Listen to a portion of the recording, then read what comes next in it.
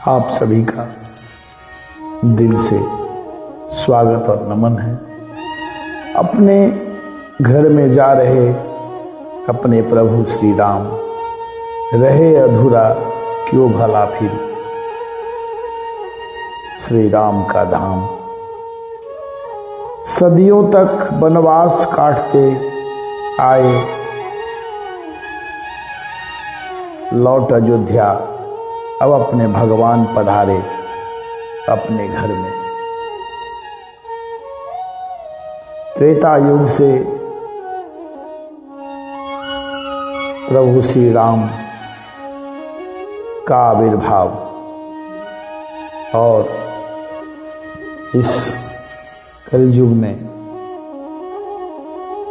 पुनः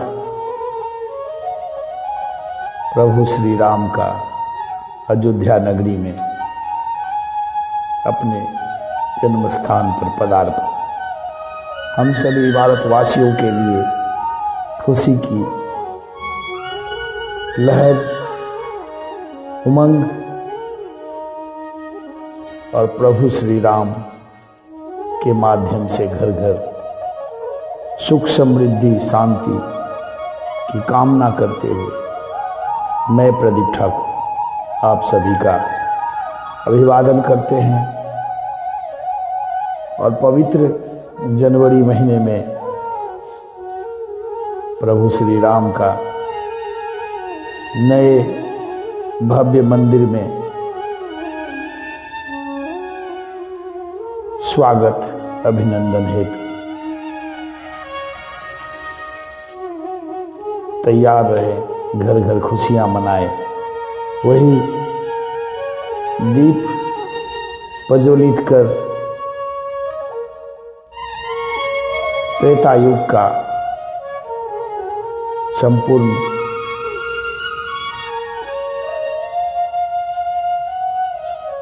आयोजन इस कलयुग में करे। प्रभु श्री राम की कृपा सभी भारतवासियों पर, चाहे वो किसी भी धर्म, किसी भी मजहब, किसी भी जाति के हों, संपूर्ण आस्था के साथ कृपा बनी रहे, इस बात की प्रभु श्री राम से विनय प्रार्थना सभी के हितार्थ हेतु। प्रभु श्री राम अपने जीवन में संघर्ष किए हम मानवों को सदा संघर्षशील रहने और संघर्ष के बेरियों से न घबराकर अपने कर्तव्य और कर्मों के पथ पर सदा अग्रसर होकर जीवन के परिपूर्ण बनाने हेतु जो शुभ संदेश दिए हैं, इस पे हमें आत्मसात कर इसकी अभ्यास करने की जो सीख प्रभु श्री राम दिए हैं, उस पथ पर, उस मार्ग पर हमें चलकर जीवन के अनगिनत सुख और दुख के क्षण को आत्मसात करना है। संघर्ष से न घबराए, ये व्यक्ति को निखारता है, उसकी जीवनी शक्ति को प्रखर करता है।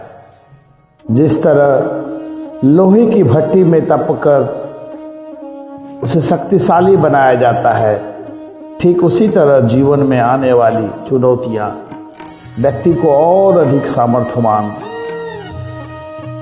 और सबलता प्रदान करती है। जो संघर्ष को आभूषण मानकर उसे अंगीकार करते हैं, वही इतिहास रचते हैं।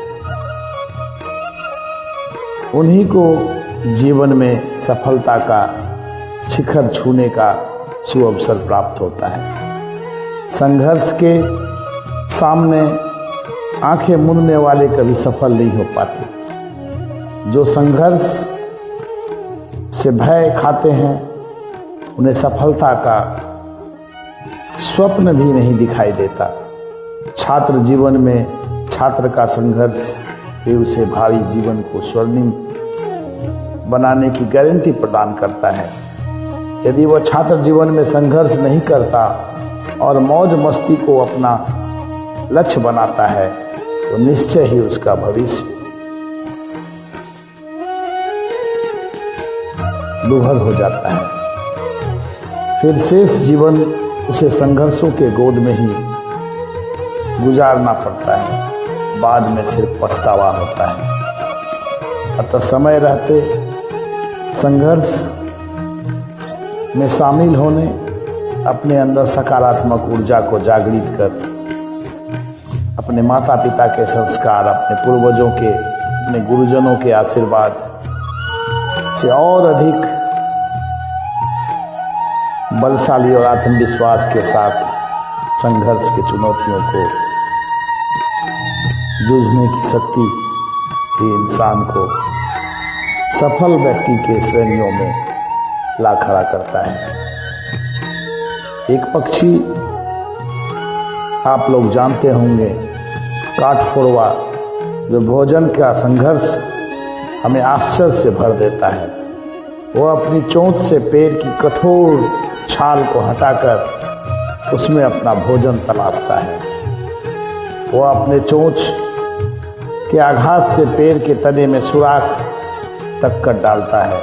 यही जीवन के संघर्ष हमें सीख देता है।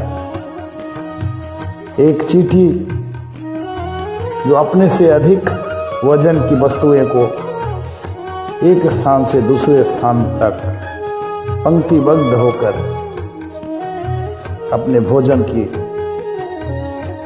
पूर्ति करता है, ये संघर्ष नहीं तो और क्या है। हमें निरंतर कठोर परिश्रम करते हुए सुंदर भविष्य को गढ़ने का उपक्रम करना चाहिए। जो व्यक्ति चुनौती और संघर्ष से घबराते हैं, उनकी सफलता की संभावना न्यून हो जाती है। ऐसे व्यक्ति का आत्मविश्वास कमजोर होता है। आत्मविश्वास में कमी के कारण वह अपनी प्रतिभा से न्याय नहीं कर पाता। नाविक नदियों अथवा समुद्र में भयंकर तूफान के बीच भी यदि सुरक्षित लौट आता है तो वह उसकी जीवटता, उसके जीवन संघर्ष और धैर्य, अभ्यास और परिश्रम का नतीजा है और वो किनारे तक अपने यात्रियों को पहुंचाता है। अन्यथा वह तूफान का ग्रास बन जाता। इसलिए कहते हैं कि जीवन में वही पराजय का सामना करता है जो विजय के लिए प्रयास नहीं करता। प्रयास जितना प्रखर होगा, परिणाम उतना ही प्रभावी होगा। हमारी लक्ष्य और योजना के अभ्यास से निरंतर हम एक एक पग अपने लक्ष्य के प्रति आगे बढ़ते हैं। संघर्ष का सामना करते हैं। अच्छे बुरे प्रतिकूल अनुकूल परिस्थितियों का सामना करते हुए आगे बढ़ते हैं। जुझारूपन और अपने आत्मशक्ति को केंद्रित करते हुए, अपने सामर्थ्य पर विश्वास रखते हुए अपने लक्ष्यों की ओर अग्रसर होते हैं, तभी जाकर हमें कामयाबी की स्वाद मिलती है। और कामयाबी निरंतर चलने वाली जीवन में एक पदस के रूप में है। कामयाबी जीवन के हर क्षण में छोटी और बड़ी खुशियां लाती है। जो कर्मवीर होते हैं, जो आत्मविश्वासी होते हैं, जो जुझारू होते हैं, वह छोटे बड़े प्रयास से अपने सारे संघर्ष और बाधाओं को अनुकूल बनाते हुए सफलता की दिशाओं की ओर अग्रसर होते हैं। उस संघर्ष के घड़ी और दिन से सीख लेकर अपने आगे की मार्ग को प्रशस्त करते हैं। यही सच्चे सफल लक्ष्य पर पहुंचने वाले इंसान की अहमियत, विशेषता और लक्षण है। आप सभी इस संभाषणों से जागरूक हों, यही हमारी निवेदन है। प्रतिक्रिया देने की अपेक्षा इसमें अगर सच्चाई लगे तो उसे आत्मसात करें, यही हमारी आंतरिक निवेदन है, इच्छा है और आप सभी के समीप प्रस्तुति है।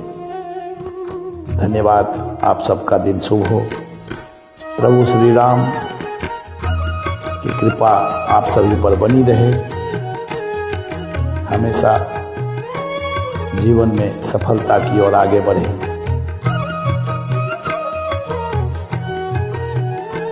यही हमारी शुभकामना है। धन्यवाद।